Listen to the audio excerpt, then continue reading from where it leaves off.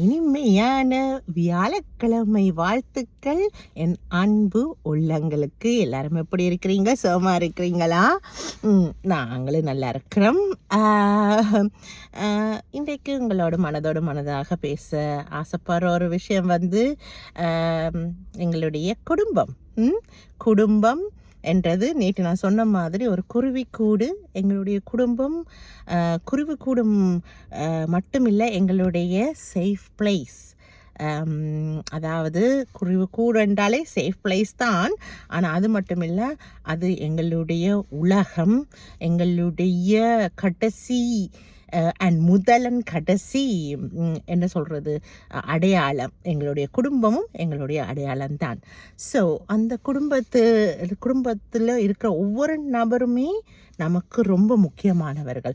அது வாழ்க்கை துணையாகட்டும், பிள்ளைகளாகட்டும், சகோதரர்களாகட்டும், நீங்கள் யாரோட இருக்கிறீங்களோ குடும்பமாக ஒரு வீட்டில், அது உங்களுடைய முதல் குடும்பமாக இருக்கும் இல்லையா? முதல் கண் குடும்பம் உங்களுடைய குடும்பம். அப்போது அந்த குடும்பத்தாரோட நீங்கள் மனம் திறந்து பேசுறதுக்கு ரொம்பவும் நீங்கள் கடமைப்பட்டிருக்கிறீங்க. மனம் திறந்து பேசுவது மட்டும் இல்லை, மனம் உவந்து அவர்களோடு வாழ வேண்டும். மனம் உவந்து அவர்களுக்காக நாங்கள் விஷயங்களை, கடமைகளை செய்ய வேண்டும். மனம் உவந்து ஒவ்வொரு நாளும் அவங்களோட நாங்கள் ஸ்பெண்ட் பண்ண வேணும். மோஸ்ட்லி எங்களுடைய குடும்பத்தார் கிட்ட நாங்கள் உண்மையாக இருக்கிற அந்த குணத்தை நாங்கள் பில்ட் பண்ண வேணும். உண்மையாக, நிஜமாக. இப்போது உங்களுக்கு ஏதாவது ஒரு பிரச்சனை வந்துச்சென்றால் அந்த பிரச்சனைகளை முதல் கண்ணா சொல்லக்கூடிய சொல்ல வேண்டிய முக்கியமான இடம் உங்களுடைய குடும்ப நபர்கள்.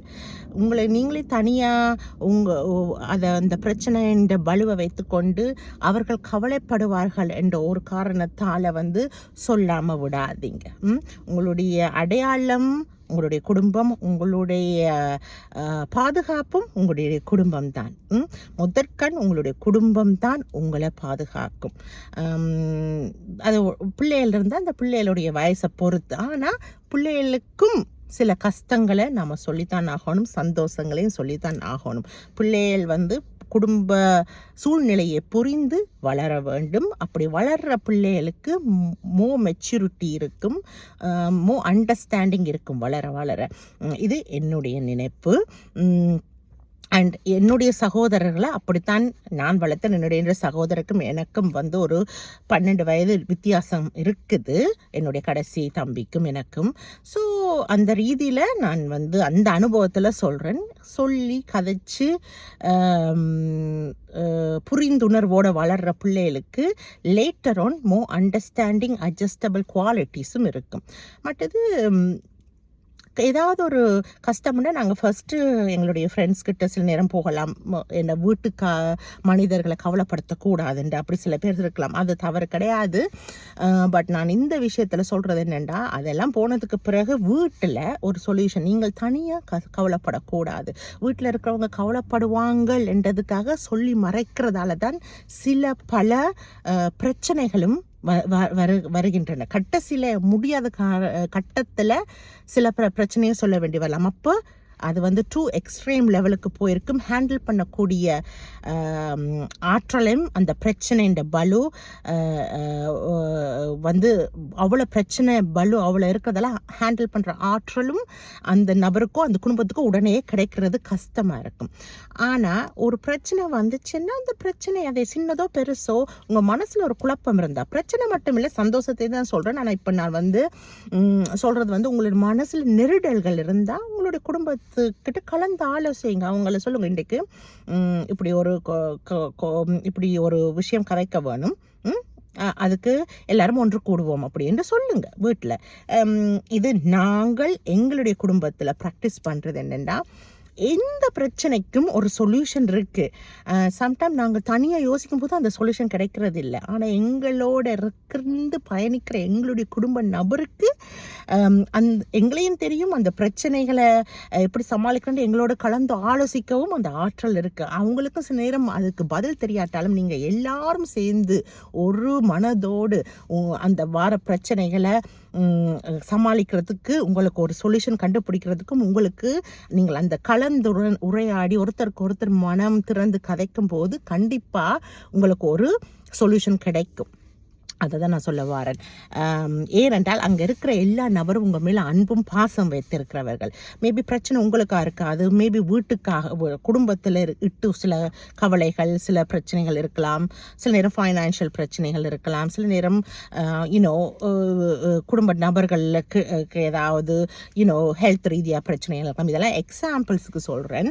ஆனால் என்ன பிரச்சனை, வேலை பலுவாக இருக்கலாம், வேலையில் எதென்றாலும் கவலைப்படுத்த வேண்டாம் என்று சொல்லி மறைத்து அதுக்கு பிறகு முடியாத கட்டத்தில் அவங்களுக்கு தெரிய வரும் பொழுது அது கொஞ்சம் லேட்டாக போயிடும்.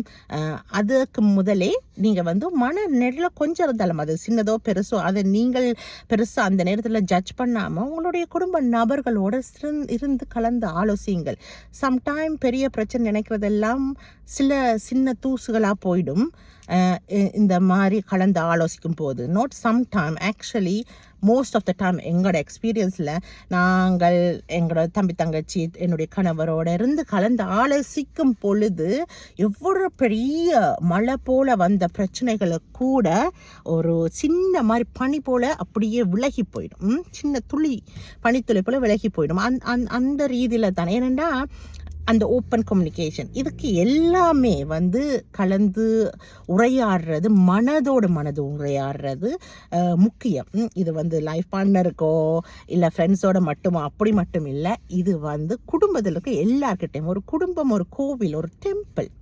குடும்பத்திற்கு அத்தனை பேரும் ஒருத்தருக்கு ஒருத்தர் பாசமாக இருக்கணும். இந்த பாச பிணைப்புகள் எப்படி வரும்? Open communication. அவங்களோட இது எல்லாம் சொல்கிறாங்களே, அக்கறையாக சொல்லினமே, கவலையும் சொல்கிறாங்க, கஷ்டம் சொல்கிறாங்கண்டு உங்களை நீங்கள் தைரியமாக காட்டிக்கொள்றதுக்காக ஒன்றுமே சொல்லாமல் விட்டீங்களே. அந்த அடிப்படையில் கடைசியில் உங்களுக்கும் அவங்களுக்கும் இருக்கிற கனெக்ஷன் போயிடும். நீங்கள் தைரியமாக இருக்கிறது இந்த விதத்தில் மறைப்பதால் வரப்போகிறதில்லை, கலந்து ஆலோசிக்காமல் இருக்கிறதால வரப்போகிறதில்லை. உங்களோட தைரியம் ஒரு பிரச்சனையை சொல்லிட்டு உங்களுடைய குடும்ப நபர்களோட ஒரு சொல்யூஷன் எடுத்து அதை டேக்கிள், அதை கையாளும் விதத்தில் தான் உங்களுடைய தைரியம் இருக்குது.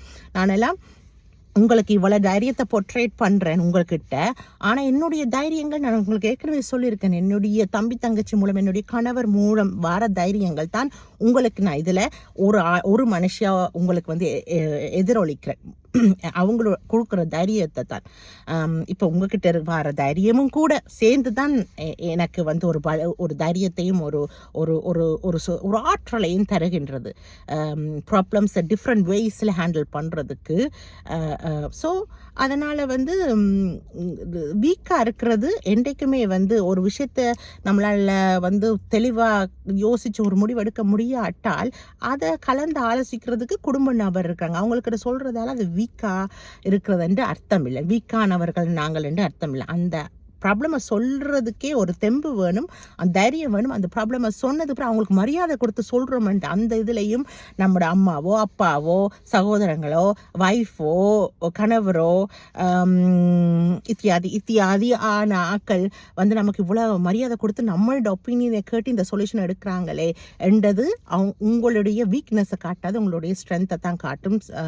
அதோடு சேர்த்து நீங்கள் அதை நடைமுறையில் நீங்கள் எடுத்த சொல்யூஷனை செய்யும் போது உங்களை இன்னும் உங்களுடைய குடும்ப நபர் மதிக்க தான் செய்வினோம். ஸோ அது எங்களோட எக்ஸ்பீரியன்ஸில் அது ஒரு விஷயம். நான் எல்லாம் நிறைய தளர்ந்து சோர்ந்து போன நிலைமைகள் எல்லாம் நிறைய இருக்குது. அந்த டைம்ஸில் எல்லாம் என்னுடைய தம்பி தங்கச்சி தான் ஆக்சுவலி தம்பி தங்கச்சி தான் ஆக்சுவலி எனக்கு எவ்வளவோ சொல்யூஷன்ஸ் கொடுத்துருக்கணும், சொல்லியிருக்கணும், சேர்ந்து நாங்கள் அதுலேருந்து போராடி வெளியே வந்திருக்கோம். இப்போ என்னுடைய கணவர் பல வருஷமாக எங்கள் கூட இருக்கும் பட்சத்தில் அவருடைய சொல்யூஷன்ஸ் எல்லாமே அவரும் கலந்து ஆலோசித்து அவரோட எடுக்கிற சொல்யூஷன், என் தம்பி தங்கச்சியோட சேர்ந்து அவரோட சேர்ந்து எடுக்கிற சொல்யூஷன்ஸ் எல்லாமே தான் எனக்கு சக்தியை கொடுக்குது. எங்களுடைய குடும்பத்துக்கு இன்னும் என்ன சொல்கிறது உறுதியை கொடுக்குது.